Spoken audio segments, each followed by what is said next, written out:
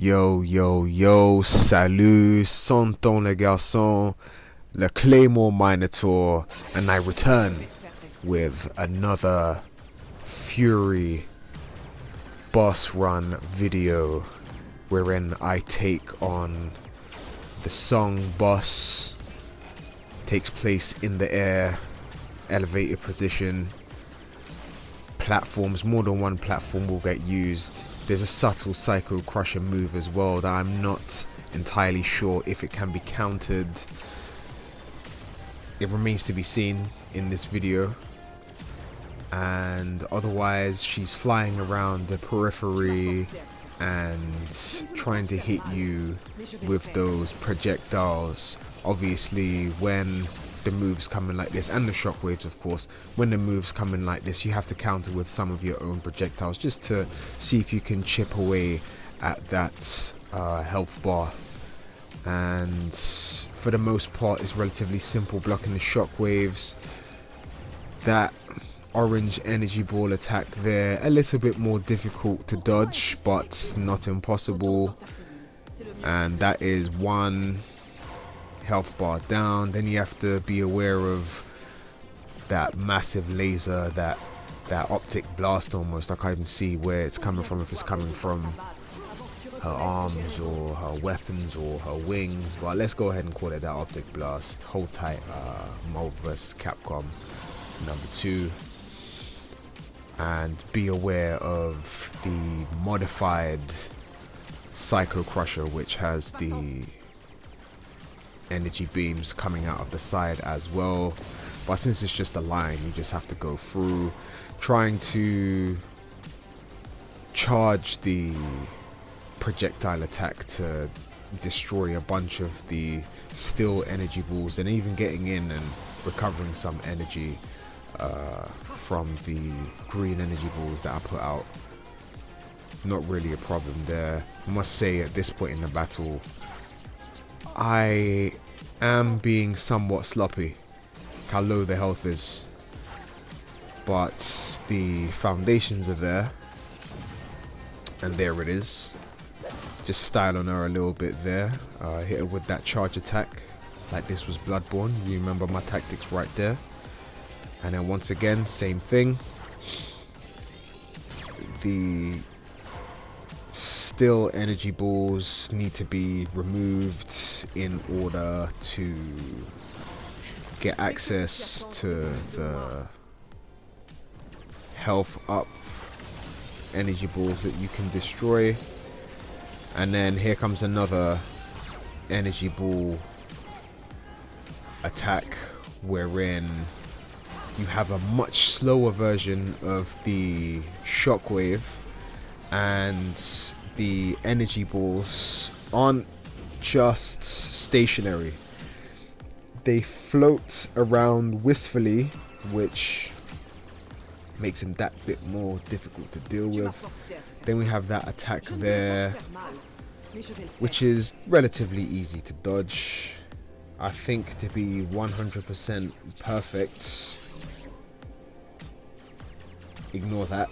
To be 100% perfect, you may have to charge the, well, dodge in order to move just that bit further than the standard dodge. And again, sloppy behavior here. You saw how I was able to destroy those slow moving energy balls with the charged attack, and there was the offense being the best form of defense against that Psycho Crusher move. I met the song with a charged standard attack while she was trying to do the Psycho Crusher, and I caught her. Obviously, the timing has to be incredibly precise. And as you see here, I'm using the charged standard energy projectile to clear a little bit of room, hanging on by a thread here, and as I say that, the thread snaps. But obviously not impossible. It's like the tactics have been learned over time, so for every L that I take, that L must also stand for learning. And once again, trying to style on her with that Psycho Crusher counter there. Meet her head on, take her out, tank a few of those sporadic energy balls and go in and grab some of that health. Stay out of the way of those swirling ones and keep it moving. See, once again, trying to hit her with that charged normal attack while she does the Psycho Crusher. Unfortunately, I was unable to catch her that time. And as you can see, I've refined my tactics for the wistfully floating energy ball somewhat because of the two previous L's that I took, wherein as soon as I saw them coming, I had begun to charge the energy attack. That time I wasn't able to counter with offense against her Psycho Crusher attack, but I did enough, and as you can see, I'm trying my best to chip away at her using the projectiles due to her being on the periphery of the ring and me being unable to actually attack her. And there we have it. A few more platforms have been introduced that can be used. It's tempting, however, if that movement is not on point, then you're falling down a hole and you're losing like 2-3 energy bars there. Now we're actually getting some CQC, some hand-to-hand, and for that attack right there, fortunately you can hang out on the outer platforms. You can see that some energy rays are raining down from above. Fortunately, they are telegraphed, so you just have to learn to avoid where they're going to be. Counter a few of the normal CQC attacks that she throws out. Obviously, I'm having a bad time of this right now. Don't know the timing, but it is what it is. Progress is being made nonetheless. So you can see there that I took the time to go into the mess of energy balls and grab a few of the health ups, boosting that health a little bit. Might as well. Okay, now here's where it gets a bit tricky, because you saw how I had a little bit of trouble trying to counter the song's moves in the free flow combat.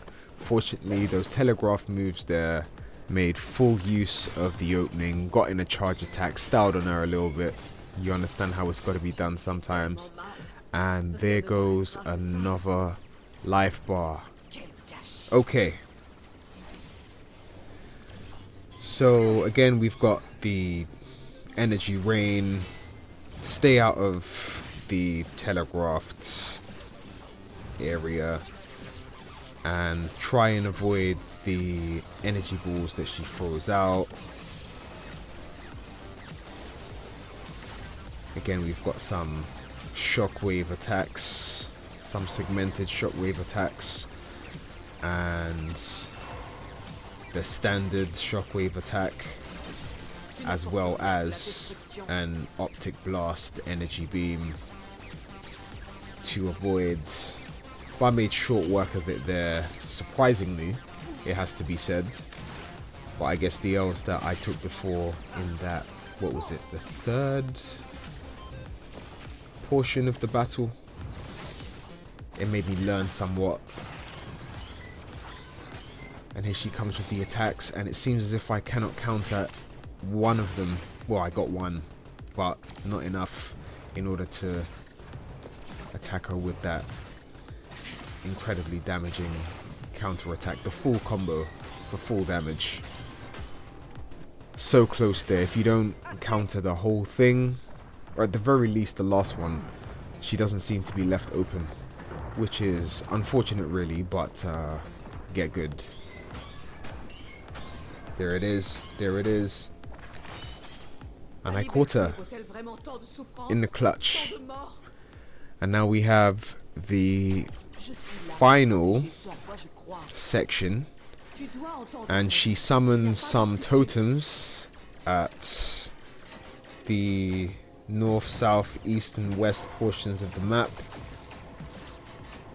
I guess they're there to power her up somewhat, and you just have to destroy them, avoid the energy balls that are slowly coming towards you, and as you destroy each one, another attack becomes apparent. As you can see, we've got the blue energy balls, the optic blasts, or maybe they're coming from her little bow and arrow things, as well as the red shockwave.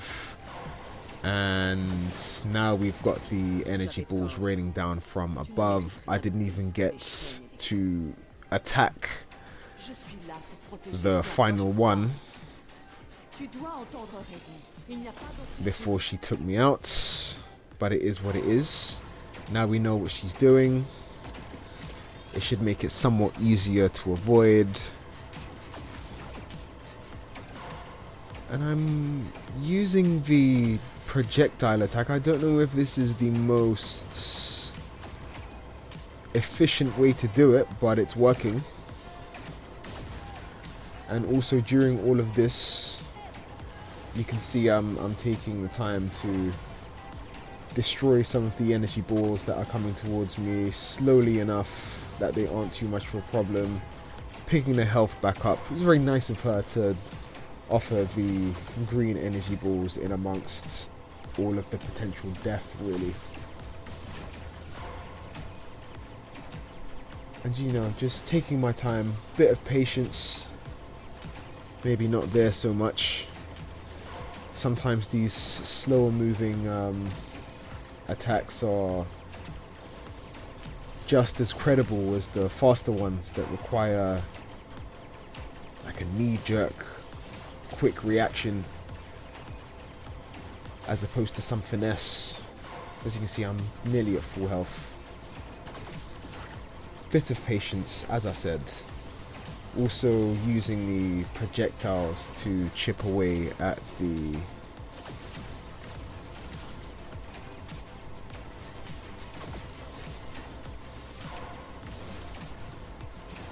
totem poles there. I don't know if you can hear that in the back, but there are some roadworks taking place. Somewhat distracting, but the show must go on and what have you. In the video itself, you can see all 4 of the totem poles have been destroyed. The attacks have changed. Now we have the segmented shockwave, but all you have to do, find your way in, and it's over. An interesting boss, switching up a little bit, but not too much. It's still your kind of bullet hell, try and counter, move around, timing, finesse, quick reactions, but fun with the addition of the platforms. But yes, it's your boy JJ the Claymore Minotaur. Check the description box, and I'll see you in the next video. Peace.